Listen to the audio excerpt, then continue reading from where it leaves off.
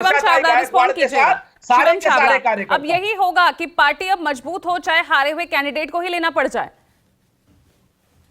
मिलिंद देवड़ा जी उद्धव अपना शिंदे गुट में शामिल हुए हैं, उनका निर्णय है। और मुझे लगता है ये दिखाता है कि कांग्रेस पार्टी के अंदर में कांग्रेस पार्टी के नेतृत्व के प्रति उनके कार्यकर्ताओं का कितना डिमोरलाइज सा एक व्यवहार है, ये उसको दर्शाता है। सुरेंद्र भाई बहुत सीनियर प्रवक्ता है और मुझे लगता है बहुत गंभीरता से चीजों को समझते हैं। उनकी कॉन्स्टिट्युएंसी में जैसे वो कह रहे हैं कि वो मौजूद हैं, ये समझते होंगे कि शायद 2 बार के अगर वो सांसद भी रहे हैं तो उनकी कुछ तो महत्वता होगी। अगर उनकी महत्वता को कांग्रेस पार्टी नहीं समझ रही और केवल केवल राहुल गांधी जी के पीछे वो लगातार, तो मैं फिर कह रहा हूँ कि ये जो न्याय यात्रा, बेसिक न्याय किसका होगा किसका नहीं होगा ये देखना समय बताएगा। लेकिन सच्चाई ये है कि कांग्रेस पार्टी बार बार राहुल गांधी जी को रिलॉन्च करना चाहती है।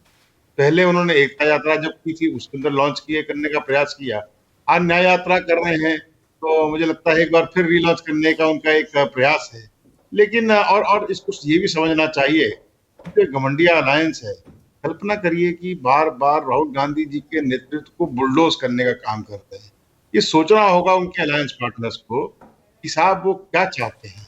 आज मल्लिकार्जुन खड़गे जी को आप कन्वीनर बना करके कॉम्प्रोमाइज, मैंने कहा ना कि जब राज्यसभा के अंदर नेता प्रतिपक्ष बनाना है तो आपको कॉम्प्रोमाइज कैंडिडेट मिलता है मल्लिकार्जुन खड़गे जी। आपको कांग्रेस पार्टी का अध्यक्ष बनाना है तो राहुल गांधी जी के अलावा कौन बन सकता है, तो मल्लिकार्जुन खड़गे जी एक सेफर ऑप्शन हो सकते हैं। आज आपको कन्वीनर बनाना है तो ठीक है साहब, मुखौटे के तौर पे आप मल्लिकार्जुन खड़गे जी को आप प्रमोट कर सकते हैं। लेकिन कहीं ना कहीं ये बात तय है कि यात्रा जो निकालेंगे राहुल गांधी जी निकालेंगे। अरे भाई मल्लिकार्जुन खड़गे जी को बोलिए वो यात्रा निकाल दें। अगर इतनी ही नेतृत्व क्षमता उन पे, इतना ही विश्वास उनको है तो उनको निकालने में भी क्या आपत्ति होनी चाहिए। तो कहीं ना कहीं ये पहले बीजेपी ये सवाल खड़ा करती थी कि भाई राहुल गांधी जमीन पर नहीं उतरते, जनता के बीच नहीं जाते। अब वो जा रहे हैं तो उसमें भी सवाल कि आखिर वो क्यों, मल्लिकार्जुन खड़गे क्यों नहीं। पूजा जी, भारतीय जनता पार्टी तो हमारे कार्यकर्ताओं को कोई समस्या नहीं कि राहुल गांधी जी कौन सी यात्रा करें या नहीं करें। और यात्राओं का इतिहास तो आपका भी रहा है, आप तो खुद भी विकसित भारत संकल्प यात्रा आप निकाल रहे हैं ना, जन जन को आप भी जोड़ रहे हैं। सब कहानी वोट बैंक की ही है। पूजा जी, हमारी यात्राएं तो जमीन से जुड़े विषयों को लेकर के रही है। राहुल गांधी जी किसको न्याय दिलाना चाहते हैं? पूछिए जरा राहुल गांधी जी से कि वास्तव में क्या अपनी पार्टी के कार्यकर्ताओं को न्याय दिलाना चाहते हैं।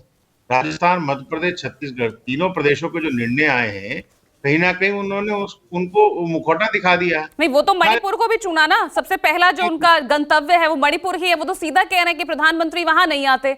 वो सब जगह जा सकते हैं लेकिन मणिपुर के लोगों से वो बात नहीं करते। अजीब विडंबना है, चर्चा आप नहीं करना चाहते, महत्वपूर्ण विषयों को आप बॉयकॉट करना चाहते हैं सदन के पटल पर, और आप फिर आरोप लगा रहे हैं कि प्रधानमंत्री नहीं जाना चाहते।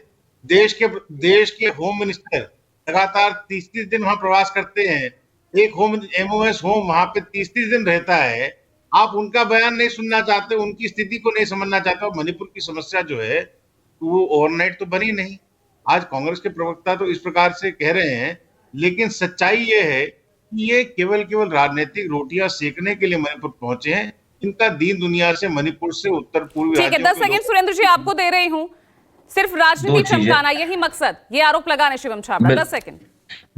देखिए, अगर हमारा राजनीतिक चमकाना मकसद होता शिवम, कहता हूं जिस दिन मणिपुर में आग लगी थी सबसे पहले कांग्रेस पार्टी के श्री राहुल गांधी जी वहां गए थे। आपकी सरकार ने नहीं जाने दिया था, ना अमित शाह गए थे, ना वहां और कोई गया था। प्रधानमंत्री की तो खैर मुझे ऐसा लगता है, मुझे नहीं कहना चाहिए, लेकिन हिम्मत नहीं है वहां जाने की। पता नहीं क्या बात है, मिजोरम वालों ने भी उनको मना कर दिया था। उनको नहीं चमकानी। और एक बात इंपॉर्टेंट कह करके मैं बात खत्म कर रहा हूं, ये न्याय बहुत आवश्यक है और पूरे हिंदुस्तान के लिए न्याय आवश्यक, हम करेंगे। और यही मुंबई में वर्षा गायकवाड़ के नेतृत्व में का सारा काम किसी एक आदमी भी मिलिंद देवड़ा के साथ जा रहा है। पूरे कार्यकर्ताओं ने कल यहाँ खुशी मनाई और वर्षा गायकवाड़ के नेतृत्व में कांग्रेस के साथ रहने का संकल्प लिया है।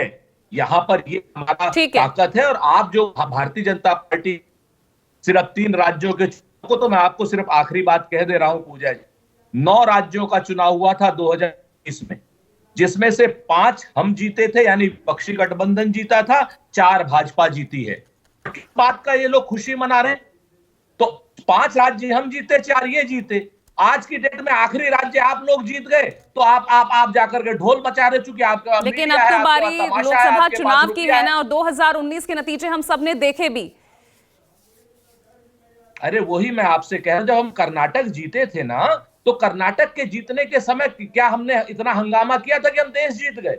ये 3 राज्य जीत, कर्नाटक जीते, हिमाचल जीते, हम तेलंगाना जीते।